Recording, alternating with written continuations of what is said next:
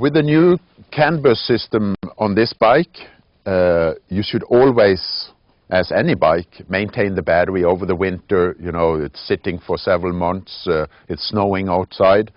You should maintain the battery, but with the new CAN bus system, there's a technique to that. If you have, which I have here, the dedicated charger for the 1200 or for all of the CAN bus system bikes, it's not a cheap deal, it's very expensive, so to be honest, I don't use it. I'm just borrowing this for this demonstration. But what the outlet here does, this is the outlet that comes on the bike. It's hooked to the CAN bus system and it has special features. And one of the features are, after a few minutes after you turned off the ignition, that would stop working. So if I hooked up my normal charger, it would not charge the bike because the CAN bus system say, well, it's been so and so many minutes, 4 or 5 minutes, and it cuts it out. With this charger, you plug it into the wall without plugging it to the bike. You put on the ignition is on. I hook that into the bike. First then can I turn off the ignition. Because by going through this process, the charger is a smart charger, and it tells the bike that, hey, I'm a smart charger, you better leave the CAN bus system on so I can keep charging. Even after a few minutes, it will still be connected. But to bypass all of this, if you don't want this special charger, there's nothing wrong with the charger, it's just the price, and I already had a charger in my garage that I bought many years ago. It worked perfectly well, and I already talked about, I put on 2 other outlets that go directly to the battery. So I use this charger here that I used for many bikes up through the years. I have the BMW plug on it, and I have no need to buying a new one. So again, if I plugged it in here, the plug fits, it wouldn't work, just for a few minutes. So I take this one, as I always did, and I go up to my outlet. I have one up here.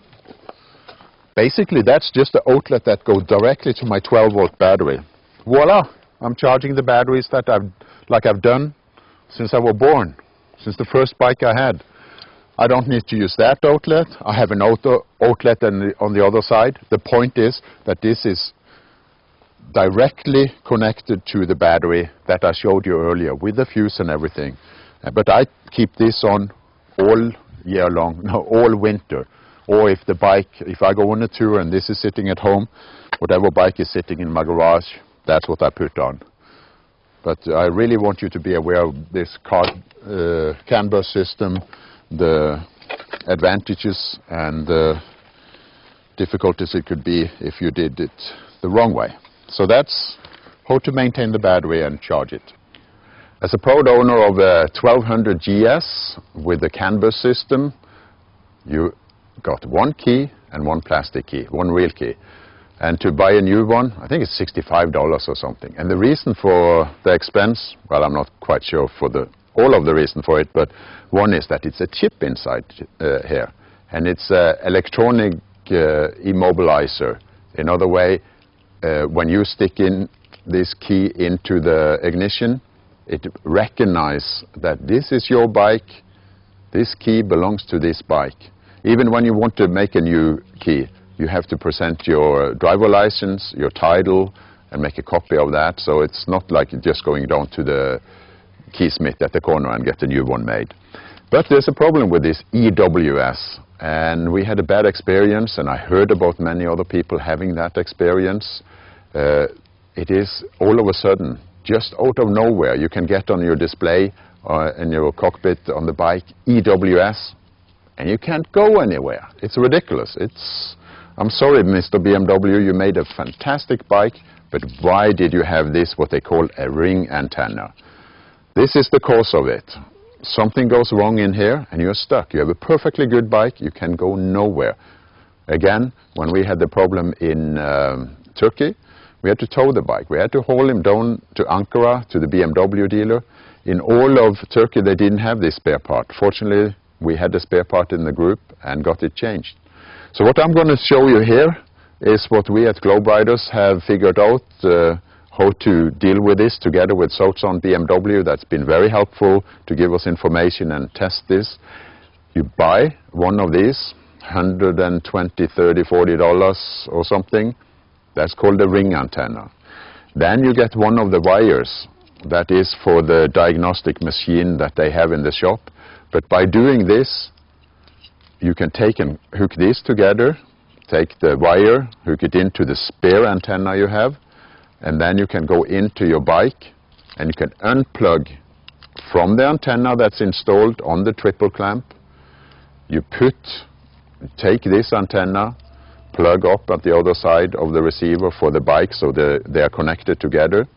You put that upside down on top here. You take your little plastic key. I always carry that. It also have a chip inside. The reason I take the plastic key is that my normal key cannot go through the little hole here. So in other words, I go in here with this antenna on top of the other bad antenna that's now disconnected. You can go in with a plier and you can turn on your ignition, and you should not have an EWS fault. You should be able to start your bike, and that's what it's all about. As we were filming the last of the 1200 GS instructional DVD, we were made aware of this new gadget that just came out from South Africa. It's called a GS 911 troubleshooter. It's for the CAN bus bikes like the 1200 GSs, the HP2 and other CAN bus bikes. But you need to hook this up to the diagnostic plug that's under the seat and have a computer, or you can use a Bluetooth cell phone to deal with faults and stuff on the electronics. I haven't quite understood all of it, and I'm eagerly awaiting Touratech at the moment. This is July now, 2007. Touratech is just about to announce or come out with a LED version of their own, and I would much rather have one with a LED, so I don't need to carry my computer or rely on a cell phone to communicate with each other.